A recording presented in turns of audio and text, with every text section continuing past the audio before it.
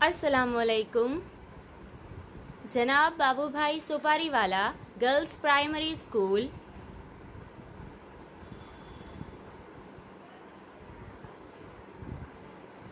ધોરણ 8, વિષય છે સામાજિક વિજ્ઞાન.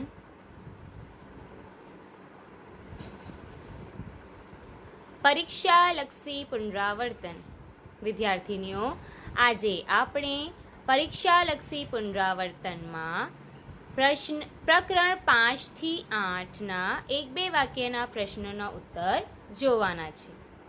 આપણે પ્રકરણ 5 અને પ્રકરણ 6ના આજે 1-2 વાક્યના ઉત્તર જોઈશું. તો ચાલો આપણે શરૂ કરીએ.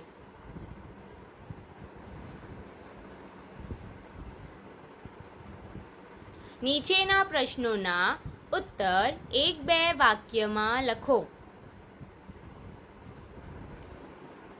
પ્રકરણ 5માં સૂચના છે. ફરીથી સૂચના વાંચીએ. નીચેના પ્રશ્નોના ઉત્તર 1-2 વાક્યમાં લખો. એમાં પહેલો સવાલ, ભૂકંપ એટલે શું? વિદ્યાર્થીનીઓ, ધ્યાનથી સાંભળજો.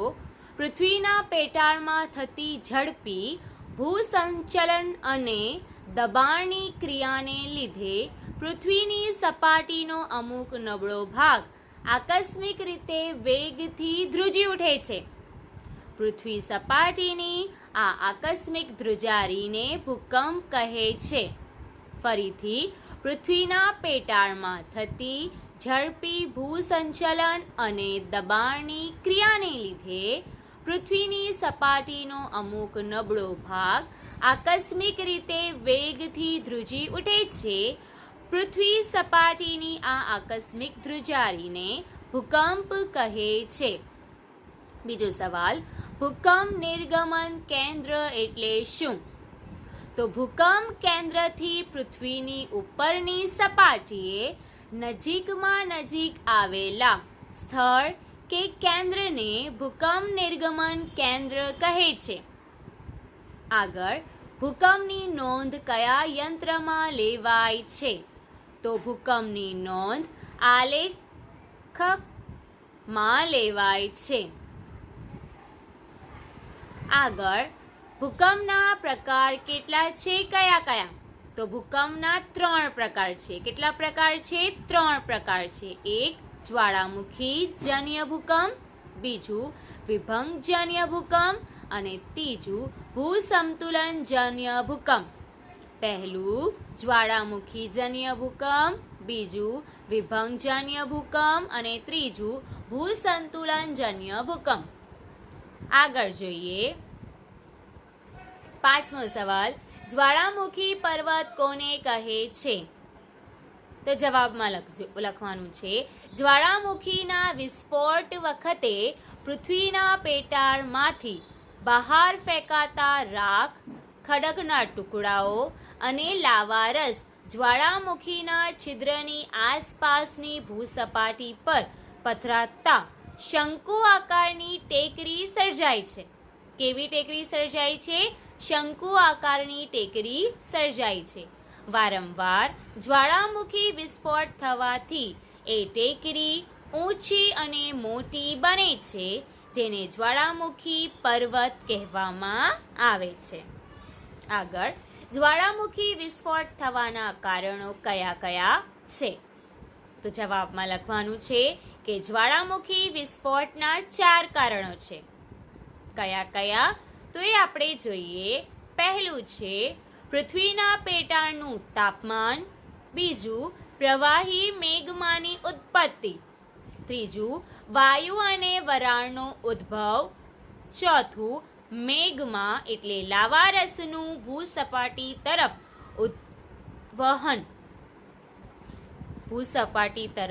ઉદ્વહન.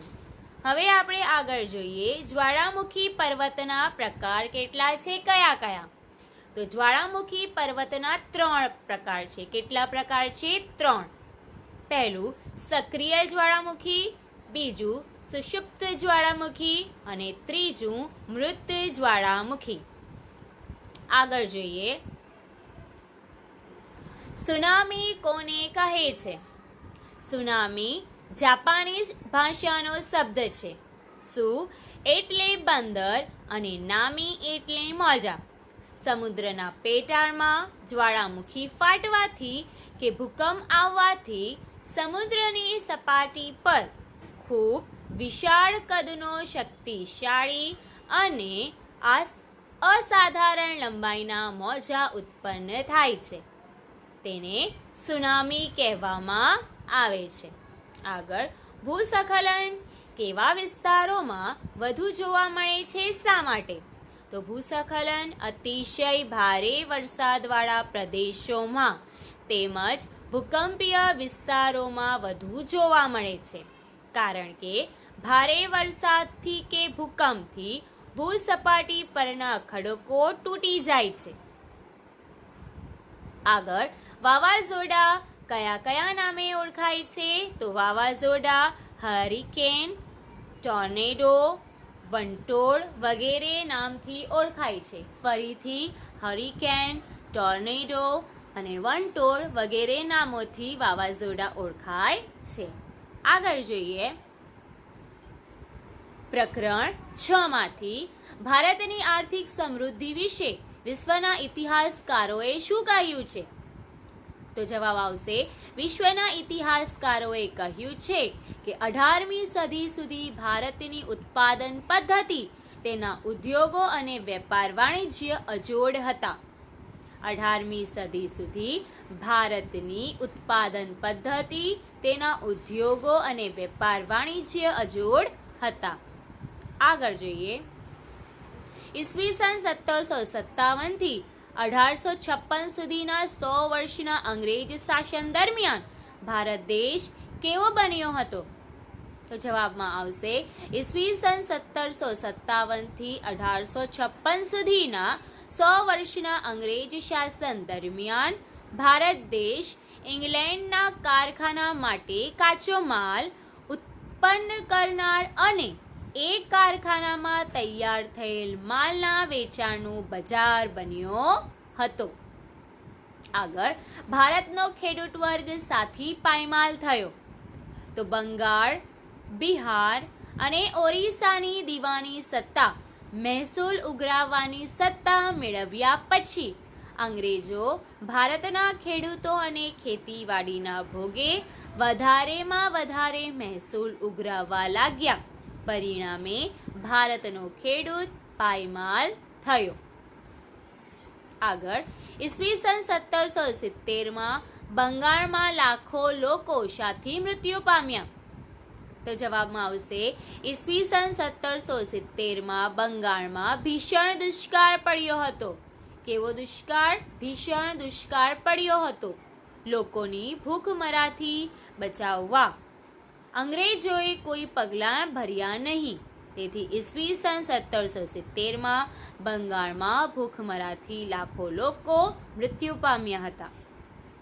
આગળ જોઈએ, કોર્નવાલિસે કઈ મહેસૂલ પદ્ધતિ અમલમાં મૂકી? તો કાયમી જમાબંધી નામની મહેસૂલ પદ્ધતિ અમલમાં મૂકી. કોર્નવાલિસે કાયમી જમાબંધી નામની મહેસૂલ પદ્ધતિ અમલમાં મૂકી. આગળ જોઈએ, મહેસૂલ ઉઘરાવવાનું અને ન્યાય આપવાનું કામ કલેક્ટરને કોણે સોંપ્યું હતું? તો ગવર્નર કોર્નવાલિસે કામ સોંપ્યું હતું. આગળ, અંગ્રેજ સરકારે સામાજિક સુધારણાની જે રીત અપનાવી હતી, તેનાથી લોકોમાં કયો ભય ઊભો થયો હતો? તો જવાબમાં આવશે, અંગ્રેજ સરકારે સામાજિક સુધારણાની જે રીત અપનાવી હતી, તેનાથી લોકોમાં એ ભય ઊભો થયો હતો કે અંગ્રેજ સરકાર લોકોને ઈરાદાપૂર્વક ખ્રિસ્તી બનાવીને ભારતના ધર્મ અને સંસ્કૃતિ નાબૂદ કરવા માંગે છે. આગળ, અંગ્રેજ સરકારે આગ્રામાં કયું ફરમાન બહાર પાડ્યું હતું? તો જવાબમાં આવશે, દરેક હિન્દીએ અંગ્રેજને સલામ ભરવી. કયું ફરમાન હતું? દરેક હિન્દીએ અંગ્રેજને સલામ ભરવી. આગળ, ભારતમાંથી કઈ કઈ ચીજ વસ્તુઓની નિકાસ થતી હતી? તો વિદ્યાર્થીનીઓ ખાસ ધ્યાનમાં રાખજો, ભારતમાંથી શણ, ઊન, રેશમી કાપડ, સુતરાઉ કાપડ, ઢાકાના મલમલ, સુરોખાર, મીઠું, સાકર વગેરે ચીજ વસ્તુઓની નિકાસ થતી હતી. આગળ, ભારતમાં ઉત્પન્ન થતો માલ ભારતમાં જ શાથી મોંઘો પડવા લાગ્યો? તો ઇંગ્લેન્ડમાં બનતો માલ ભારતમાં આવતો, તેના પર જકાત ન હતી. જ્યારે ભારતમાં ઉત્પન્ન થતા માલ પર 80% જકાત નાખવામાં આવી હતી. આમ અંગ્રેજોની ભેદભાવભરી જકાત નીતિને કારણે ભારતમાં ઉત્પન્ન થતો માલ ભારતમાં જ મોંઘો પડવા લાગ્યો. આગળ જોઈએ, સતી થવાના ક્રૂર રિવાજ પર કોણે પ્રતિબંધ મૂક્યો? તો જવાબમાં આવશે ગવર્નર જનરલ વિલિયમ બેન્ટિકે પ્રતિબંધ મૂક્યો. સતી થવાના ક્રૂર રિવાજ પર ગવર્નર જનરલ વિલિયમ બેન્ટિકે પ્રતિબંધ મૂક્યો. આગળ, ભારતમાં અંગ્રેજી ભાષા દ્વારા શિક્ષણ આપવાની હિમાયત કોણે કરી? ભારતમાં અંગ્રેજી ભાષા દ્વારા શિક્ષણ આપવાની હિમાયત મેકોલે નામના અંગ્રેજ ધારાશાસ્ત્રીએ કરી. આગળ, ગાંધીજી અંગ્રેજી કેળવણીને શું કહેતા? ગાંધીજી અંગ્રેજી કેળવણીને ગુલામીની કેળવણી કહેતા. કઈ કેળવણી? ગુલામીની કેળવણી કહેતા. આગળ, અંગ્રેજ સરકારે ભારતમાં શા માટે રેલવે, તાર અને ટપાલ વ્યવસ્થા શરૂ કરી?